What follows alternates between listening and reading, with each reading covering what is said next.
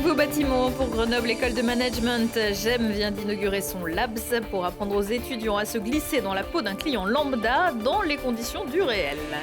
Les zygomatiques a mis à rude épreuve ce week-end avec la clôture du Festival du film de comédie de l'Alpe d'Huez qui a récompensé le film de Michael Youn et le coup d'envoi du 4e festival Au Rire, etc. à Crolles. Et puis les biathlètes français, notamment ceux du Vercors, Martin Fourcade et Émilien Jacquelin en pleine forme. Belle victoire également pour le FCG face à Angoulême et pour les basketteuses du PVBC et BCTM. Bonsoir à tous, ravi de vous retrouver dans ce JT du lundi 20 janvier 2020. Toutes les heures à partir de 18h, l'essentiel de l'actualité du Grand Grenoble en moins de 10 minutes. Oubliez les amphis, les tableaux noirs et les cours magistraux. La tendance est à l'expérience immersive, y compris et surtout à Grenoble École de Management. Depuis la rentrée de septembre, quelques 700 élèves sont invités à pénétrer dans un appartement connecté fictif ou à déambuler dans une supérette ou une galerie marchande. Un BizLab que nous décrit Mathias Arez. Avec GEMLab, c'est plus qu'un nouveau campus que s'est offert l'école de commerce de Grenoble. Un magasin connecté, une mini-supérette et plusieurs espaces de simulation de la consommation. Autant d'outils pour réinventer la pédagogie de demain. Ce qui est vraiment nouveau et là où on est probablement en avance et en tous les cas on a envie de développer cet axe avec tous ceux qui auront envie de le développer avec nous, c'est l'axe de la capitalisation. On capte des images, comment on peut les utiliser efficacement pour ensuite avoir cet effet réflexif de qu'est-ce que j'en apprends comme compétence sur mon comportement vis-à-vis des autres et sur ma façon d'appréhender un problème, sur ma façon de prendre des décisions. Sur les quelques 5000 mètres carrés qu'occupe le site, Grenoble École de Management se lance le pari inédit en France de laisser en partie de côté les cours magistraux. En contrepartie, pour rendre cette expérience immersive le plus authentique possible, GEM s'est entouré d'un réseau d'entreprises. Autant vous dire qu'intégrer des technologies de ce type-là dans des salles de classe qui sont devenues, par exemple, un magasin, par exemple, un appartement, par exemple, un centre d'appel téléphonique comme on l'a en bas, tout seul, on ne savait pas faire.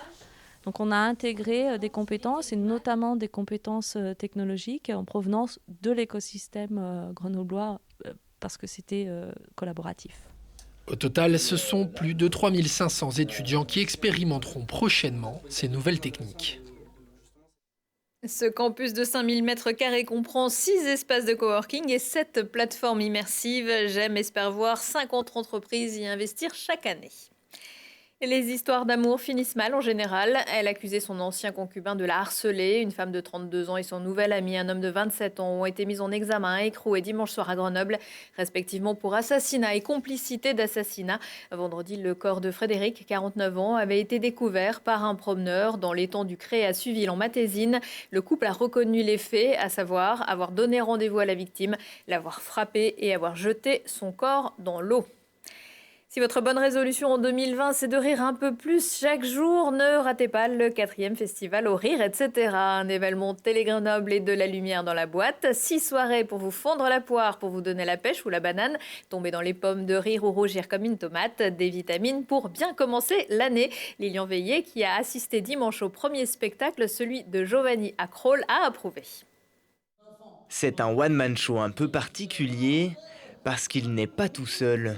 Les copains, je valide, c'est moi, enchanté. Oh, tu vas la chier ta phrase. Bon, je recommence. Je valide, c'est moi, enchanté, lâche-moi. Un peu schizophrène, un peu fantasque et beaucoup déjanté, Giovanni nous emmène dans son univers où il est à la fois jeune, vieux, un spermatozoïde et même président. Moi, président de la République, c'est pas parce que vous voulez renverser la table que vous descendez de la voiture dont vous abstenez de choisir le chauffeur. Et il est souvent comparé au Jim Carrey français, avec ses grimaces, ses imitations et son énergie. Je saute beaucoup, oui, c'est très physique, mais alors ça pour le coup, c'est moi qui est comme ça. Les gens qui me connaissent pas sur scène disent « Waouh, ça va être comme ça pendant 1h30 ». Moi, j'étais pas prêt, et les gens commencent à suer et tout ça. Il y a à la fois de la chanson, de la poésie, du théâtre, donc c'est très varié et très plaisant. Le Lillois l'explique dans son spectacle, chez lui, l'humour est une histoire de famille qu'il a hérité de son grand-père. Dans ce spectacle, quand j'ai commencé à parler de mon grand-père, j'ai remarqué qu'en fait, je parlais pas de mon grand-père, mais je parlais du grand-père en général, le grand-père de tout le monde. Et c'est ça qui est génial, c'est que le grand-père, l'image du grand-père, c'est le papa no limite. Le papa va dire non, jette pas ce caillou, tu vas te faire mal, alors que le grand-père dit ouais, vas-y, tu vas faire des ricochets, c'est génial. Un spectacle familial donc, où beaucoup d'enfants étaient présents. Il y a des enfants avec nous ce soir. Eh bah tant pis. J'ai bien aimé sa gestuelle. Ouais, en plus il est très drôle. Il danse bien par contre. Moi j'aime bien des fois, en fait s'il y a des bruits par exemple de chat et il fait comme s'il bousculait un chat. Il chante, il danse, il bouge dans tous les sens, mais il n'en oublie pas moins de faire de l'humour. Comment on les appelle les gens de Kroll? Les irréductibles Krollois. Bah c'est connu. Ça j'adore. C'est vrai. On n'aura jamais la Kroll. Au rire, etc. à retrouver sur scène et également dans Si on parlait hors les murs jeudi et vendredi soir en compagnie de Laurie Baillet. Voilà, c'est fini. La 23e édition du Festival international du film de comédie s'est achevée samedi soir au Palais des Festivals à l'Alpe d'Huez. Parmi les temps forts, la venue la veille et pour la première fois d'Isabelle Huppert pour La Daronne, ou encore la visite d'une ancienne présidente du jury, Florence Foresti, qui joue avec Michael Youn dans Lucky, des films qui ne figureront pourtant pas au palmarès puisque le jury, présidé par José Garcia, a décerné le Grand Prix à Divorce Club de et avec et encore Michael Youn. J'ai pas l'impression qu'on va être jugé parce que le jury il est tellement tonitruant que j'ai plus l'impression qu'on va être reluqué, maté, apprécié en fait, quoi. Voilà. Donc je suis pas. Puis je sais que le film est drôle. Après, à quel niveau je ne sais pas, mais je sais que le film est drôle. Voilà. Je suis passé par la fenêtre avec Lucky, là je passe par la porte. J'espère que je vais réussir à coincer le jury au moins sur un projet, quoi.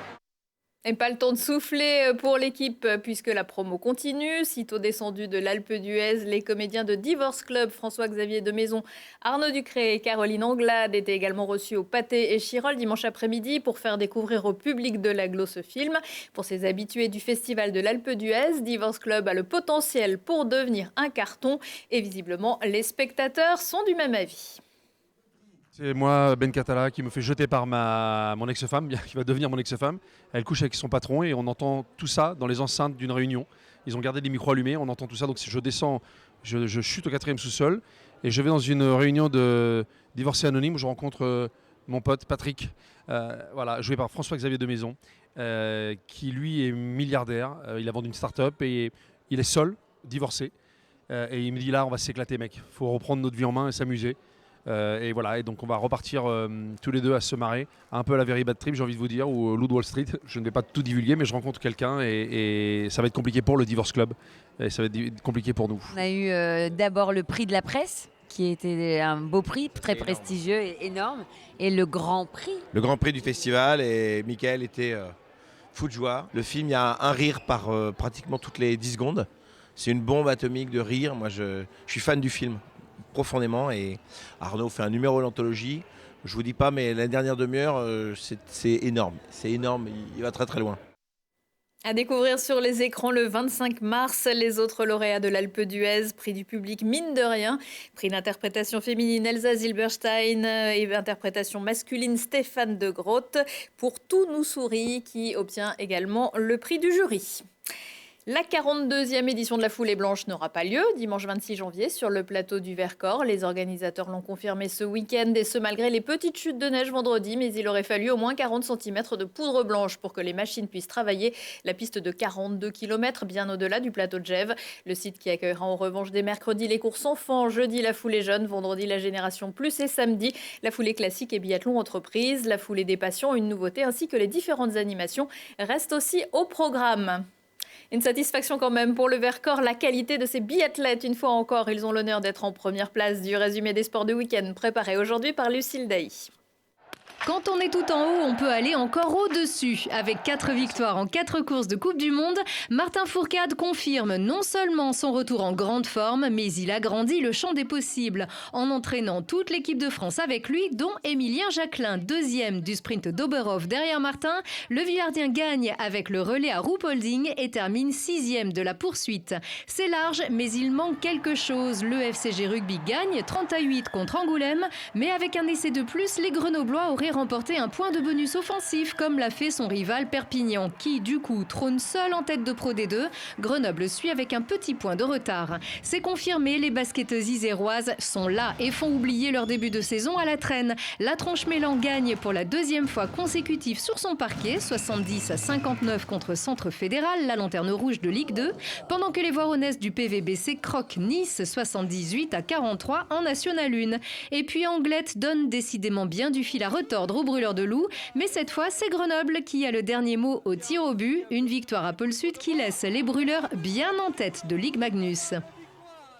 Et puis 5 brûleurs de loups grenoblois ont été sélectionnés en équipe de France. Antonin Manavian, Teddy Trabichet, Sacha Treille, Damien Fleury et Peter Vallier disputeront le tournoi des 4 nations en Autriche en février.